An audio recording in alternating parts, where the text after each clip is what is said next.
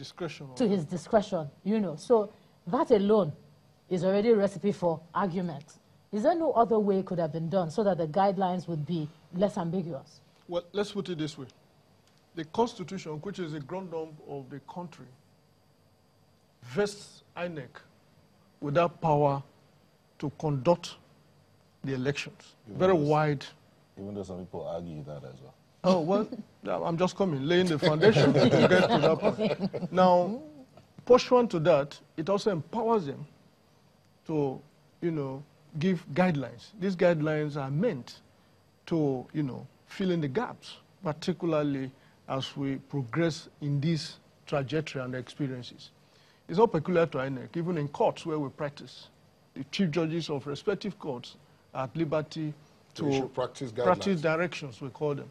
Now, the whole idea is that there's hardly any time when the law can completely anticipate and have documented in one single document all the variables that will emerge from a process such as this. Now, that's the first point. The second point is this, that if we're a bit charitable to INEC, you would find that this is an umpire who sits in between 2, 3, this time around, about 91 parties, aiming at one direction and for one position. The direct implication of that is that you must have all manner of contestations, all manner of conflicts. Mm-hmm. So if you're not sure-footed and firm, you're likely going to pander this way, that way, and at the end of the day, lose focus and unable to deliver on your mandate. Therefore, what is important is to objectively and sincerely appraise the situation you find yourself, come up with these guidelines as much as possible that will ensure improvement in the process. Once you are settled on that, you have to stay there. The reason being that if you come up with guideline A, and I'm already perceiving a defeat, I am most likely going to harp on it as a very discredited guideline, such that if eventually the defeat comes, at least I will curry the favor of the public. So, so in that regard, what we should be asking ourselves are, what were the merits in some of those guidelines? If those guidelines were designed purposely to deal with the exigencies of the experiences that we have had in the recent past, then we must stay with them and improve yes, but you said guidelines are meant to fill gaps. Yes. But you have a situation where it is causing another gap, and people are asking further questions to say, what if it is no fault of theirs that the smart card reader malfunctions and cannot read my PVC? And I'm kept waiting, and perhaps maybe an hour later it then can. I'm just talking about that whole acrimony argument. Yeah, well, please, you know, it's a whole process. Mm. Do not forget that only recently, very recently, I'm not sure it's up to a fortnight, a few INEC officers were convicted in court. Okay. I'm sure you all read that. The implication of that is that these are the best possible solutions that can be evolved or that was evolved by this election monitoring body. The guidelines do not operate in isolation. They derive from the general powers of this statutory body known as the Independent National Electoral Commission that has all the statutory powers to operate in the way that they do. It is operating. Yes. Now, if you look at that same enabling law establishing those institutions, you would find that certain activities, certain indiscretions also amount to electoral offenses. Okay. It is not only when you take bribe, it is when you also compromise the process deliberately. It's an infraction. And then it becomes an infraction, for which reason you can be cited for a very serious offense. And probably end up in jail too. End up there. So, you know, so we must continually see it as a complete package. One does not lend itself to the kind of fears and anxiety that we exercise now. If you're going to leave it for politicians, they will appropriate it. We will have no rules, no guidelines, nothing. We must continually remember that it is a contest, and a contest necessarily presupposes that people will disagree to get an edge over the others. Now, Prof, we've talked about transportation and when we're being specific about the logistics, but I want to bring you to another aspect of the security, which, of the logistics, which I alluded to earlier on, which is security. And in fact, in many instances, there will be those who will say that they view security as being more important even than logistics. That because if ballot papers arrive early and officials arrive early, and then the area where they're supposed to operate is not secure, as a result, both the officials and the ballot papers and every other thing are carted away. It's almost the same thing as if they hadn't been there in the first place. So it brings me to the issue of security. The information we have is that this time around, we don't have the figures for 2015, but that this time around, 850 security personnel. We'll still wait and see whether we'll get eventually the breakdown of how many of these are soldiers, how many of these are policemen, I think 8,000. 8,000. Sorry? 8,000. 8,000 soldiers. No, 8,000 personnel, mobile policemen, 24,000, counterterrorism, 4,000. Well, but the total figure given to us is 850. So maybe there will be a lot of others involved to make up that sum. But where I'm going with this is that when you look at 850,000, in fact, the fact that Ijoma and I are having this conversation is an indication of the lack of clarity in even the numbers. Now, 850,000, let's take that as the figure. Let's assume that there are going to be that many security personnel of various types involved. It's a big number.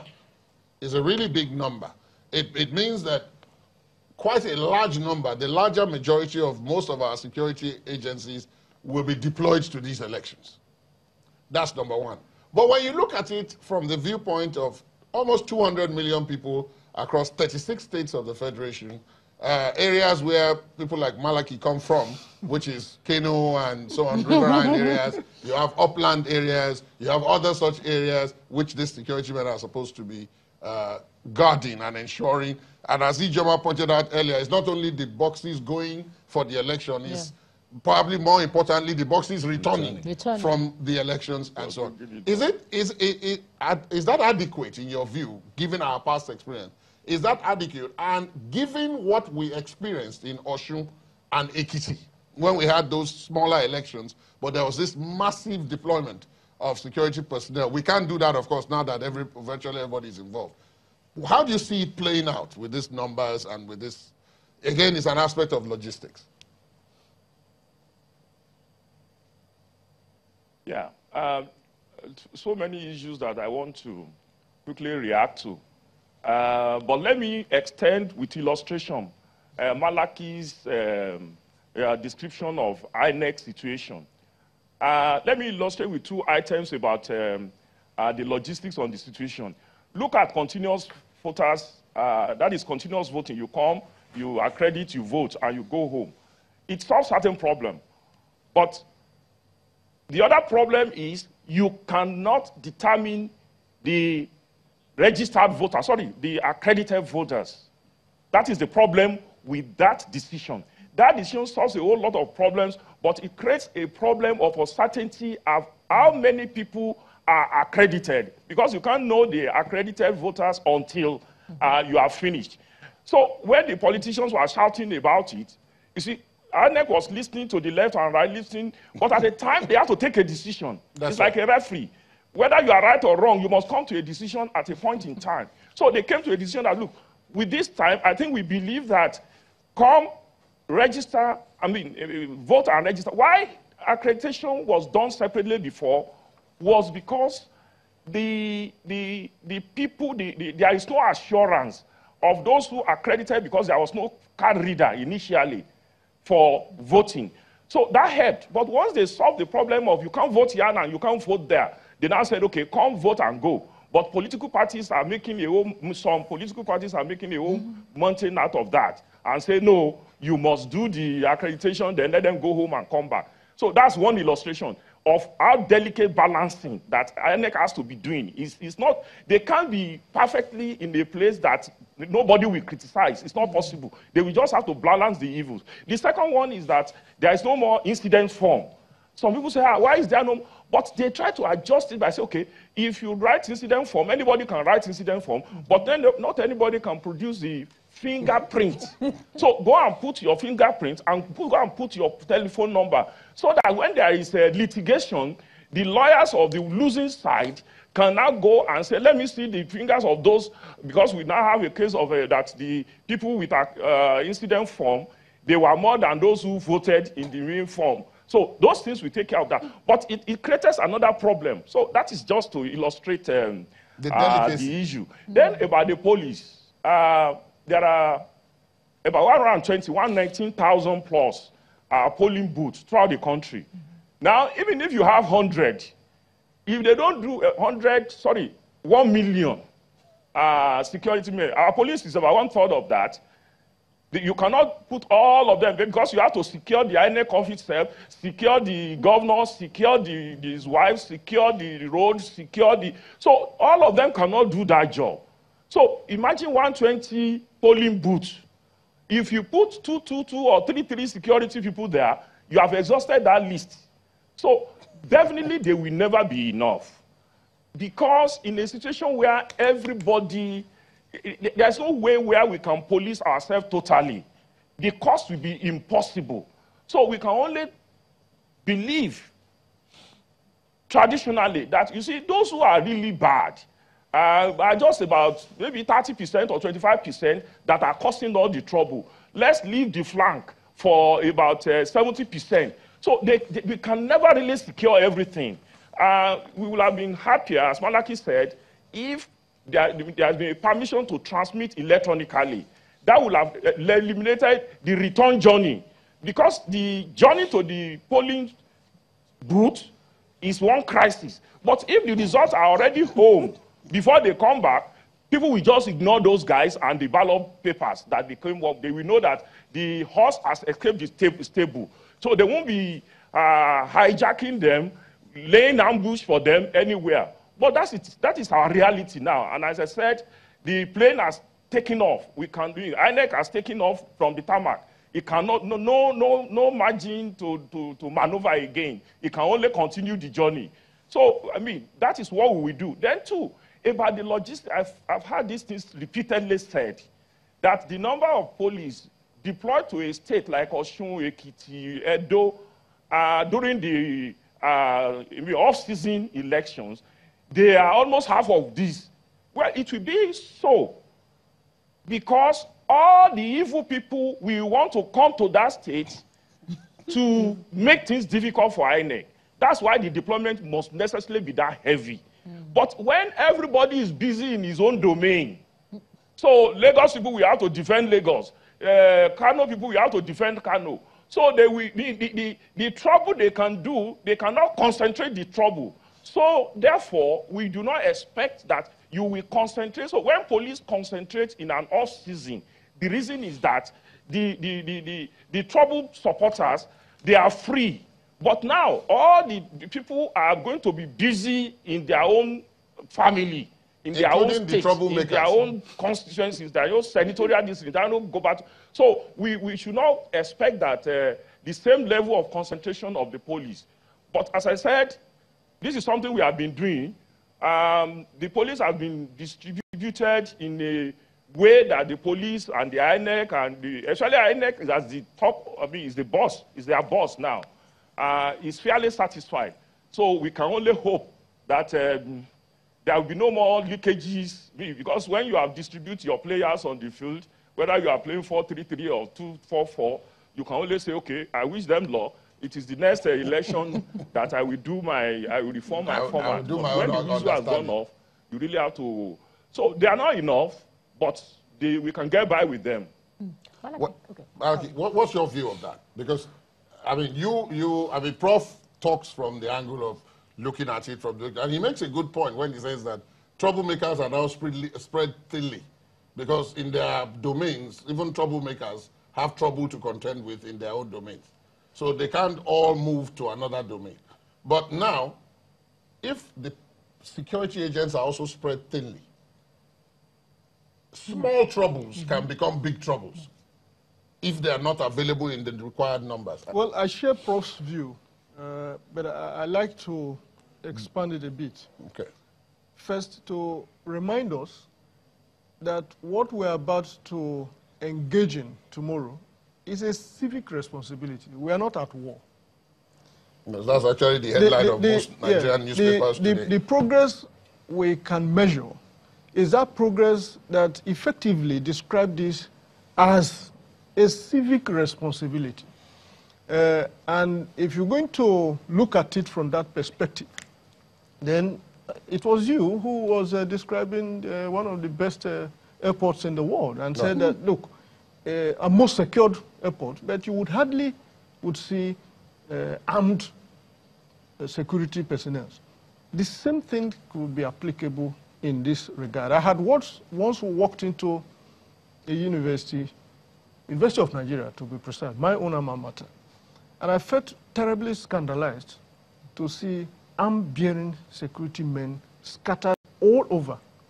Yes, it is true that those were, troubling moments, but to have arm-trotting security personnel, not just positioned from afar, but within the same system, within the same environment. For me, that was a bit conflicting.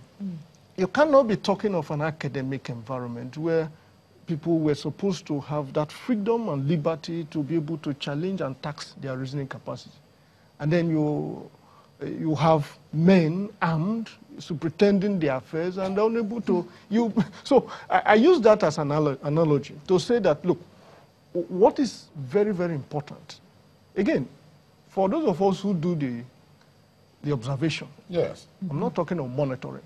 As I speak with you, CDHR, which I'm the president, I'm not the executive director, which I superintend today, is scattered all over the country.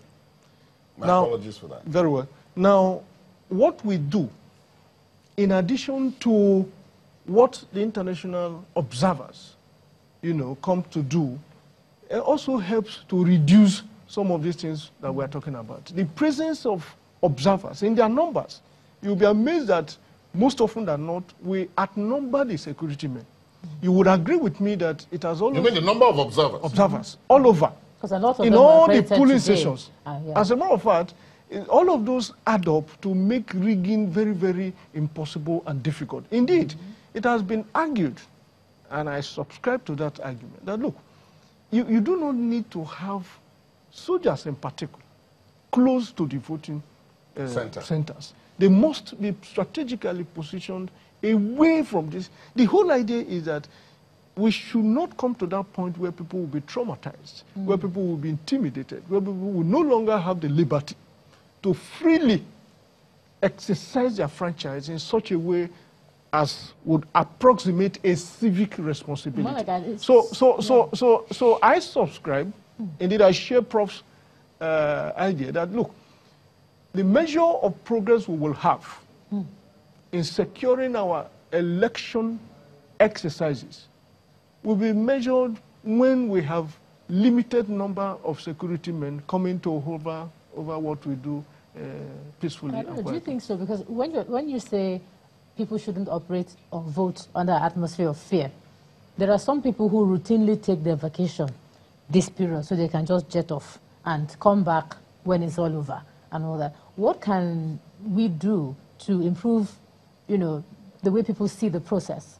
They expect violence. They expect it not to go right, maybe because of antecedents or something. But what can the umpire do? What can the government do to make people just relax around election time rather than...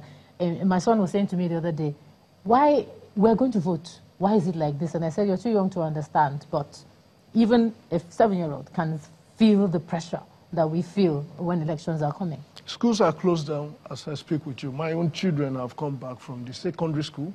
I understand I was with the ASU president just last week in Abuja, and they confirmed that it's all over with the strike, but students are not back. That is to add to what you are saying. But please cast your mind back to 2015. the fear was not just present, it was palpable. There was by far more apprehension in the air that there could be, serious breakdown of law and order.